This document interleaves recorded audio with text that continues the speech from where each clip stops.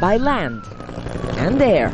Mexico's military forces are fighting traffickers in the heart of this northern border city.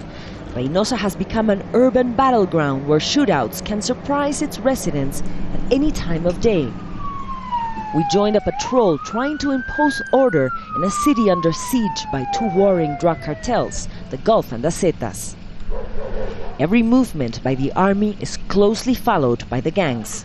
The unit's captain, who keeps his identity secret for security reasons, is listening in to radio communications. There they are. Listen. They're called Falcons. They're the informants for these groups. They're following our movements. The army operations are vulnerable.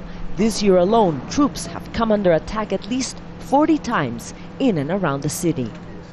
The deputy general in command says they are confronting a tough enemy. The enemy lives within the civilian population, so it's hard for us to identify them.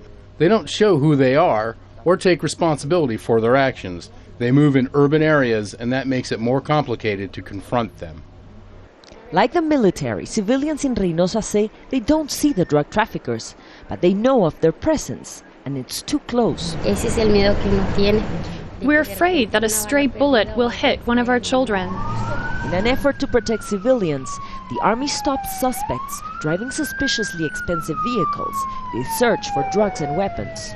They chase suspects, often ending in car crashes.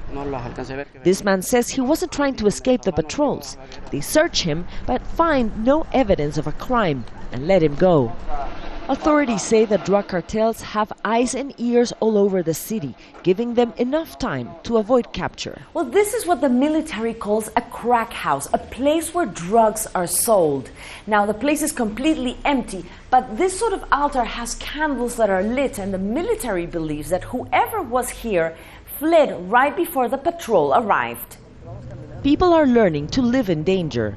Though fearful and cautious, they say their lives must go on.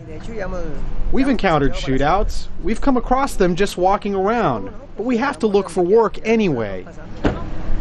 The military says they've scored big around the state of Tamaulipas, where Reynosa is, capturing hundreds of suspects, nearly 70 tons of drugs, and thousands of weapons this year.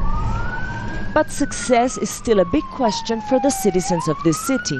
The search for criminals often ends in a catch-22. It's a hide-and-seek situation where everyone is learning how to survive, staying as less visible as they possibly can. Mariana, Sanchez, Jazeera, Reynosa, Tamaulipas.